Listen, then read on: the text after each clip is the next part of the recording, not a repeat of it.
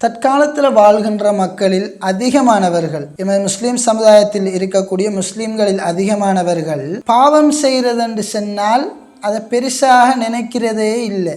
இப்போ காலத்தை பொறுத்த வரைக்கும் ஒரு பாவம் செய்துட்டமேங்கிறதுக்காக வருந்துறதில்லை. நமக்கு தெரியும் மலாய்க்காமார்களை பொறுத்த வரைக்கும் அவர்கள் என்ன பாவங்கள் மீது ஆசைப்படாதவர்கள். அதுபோன்று நபிமார்களை பொறுத்த வரைக்கும் அவர்கள் பாவங்களிலிருந்து பாதுகாக்கப்பட்டவர்கள். மனிதர்கள், சாதாரண மனிதர்கள், என்னை போன்று உங்களை போன்ற மனிதர்கள் பாவத்தின் மீது என்ன செய்யும்? ஆசை ஏற்படும்.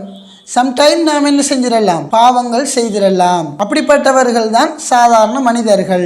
ஆனால் இந்த பாவம் செய்தால் நாம் என்ன செய்யணும் என்று சொன்னால் தௌபா செய்யக்கூடியவர்களாக, அந்த பாவத்திற்காக வருந்தக்கூடியவர்களாக என்ன செய்யணும்? கட்டாயம் நாம இருந்தாகணும். ஏன் காரணம் என்று சொன்னால் நமக்கு தெரியும் தற்காலத்தை பொறுத்த வரைக்கும் பாவம் செய்யக்கூடியவர்கள் அந்த பாவத்தையே பெருமையாக நினைச்சு செய்றாங்க.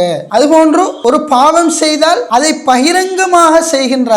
நமக்கு தெரியும் எல்லாருக்கும் ஃபிரௌன் வரலாறு. ஃபிரௌன் எப்படிப்பட்டவன்? பாவத்தை பெருமையாக செஞ்சான், பாவத்தை வெளிப்படையாக அல்லாஹ்வுக்கு சவால் விட்டு என்ன செஞ்சான்? பாவங்களை செஞ்சான். அதாலதான் அவனுடைய நிலைமையே இதுவரைக்கும் அல்லாஹ் நமக்கு கண் முன்னால் ஒரு அத்தாட்சிக்காக அவனை காட்டியிருக்கிறான். ஆனா அப்படி இருந்தும் நாம் என்ன செய்யறோம்? இல்ல அதன் மூலமாக படிப்பினை பெறும் இல்ல.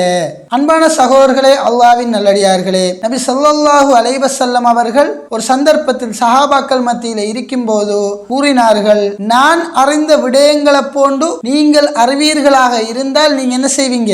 அதிகமாக அழுவீங்க, குறைவாக சிரிப்பீர்கள் என்று நபி ஸல்லல்லாஹு அலைஹி வஸல்லம் அவர்கள் என்ன செய்றாங்க? கூறுறாங்க. அன்பான சகோதரர்களே, அல்லாஹ்வின் நல்லடியார்களே, நாம் ஒன்றை நன்றாக விளங்கணும். தற்காலத்தை பொறுத்த வரைக்கும் நம்முடைய வாழ்க்கையில நம்ம அதிகமா சிரிச்சிரிக்கமா அழுதிரிக்கமா என்று பார்த்தோம்னா நிச்சயமாக நாம் எல்லோரும் சந்தோஷமாக சிரிச்சு வாழ்ந்த அந்த காலம் தான் கூடாக இருக்கு. எனவே நபி ஸல்லல்லாஹு அலைஹி வஸல்லம் அவர்களுக்கு காட்டப்பட்ட விஷயங்கள் நமக்கு காட்டப்படலை. ஆனால் நபி ஸல்லல்லாஹு அலைஹி வஸல்லம் அவர்கள் அனைத்தையும் நமக்கு என்ன செஞ்சிருக்காங்க? எச்சரிக்காங்க. நமக்கு தெரியும் நரகத்துல எப்படி இருக்கும், சுவர்க்கத்துல எப்படி இருக்கும், அந்த மர்ம எப்படி இருக்கும் என்று சொல்லி நம்ம நாளாந்தம் பயான்கள்ல உபதேசங்கள்ல கேட்கும். ஆனால் நம்முடைய வாழ்க்கையில மாற்றம் வந்ததாக தெரியல. அன்பான சகோதரர்களே, அல்லாஹ்வின் நல்லடியார்களே, உங்களுக்கு தெரியும் குர்ஆன்ல சூரத்துல் கியாமா என்ற ஒரு அத்தியாயம் இருக்கு. அதை வாசிங்க. அது போன்று சூரத்துல் காஷியா என்ற ஒரு அத்தியாயம் இருக்கு. இவைகள் மரணத்தையும் மறுமையையும் கியாமத்து நாளையும் பத்தி என்ன செய்யுது? செல்லுது. நம்மளோட வாழ்க்கையில ஒரு தரமாவது என்ன செஞ்சிருக்கோம்? இதை வாய்ச்சிருக்கோமா முழுமையாக தமிழ்ல?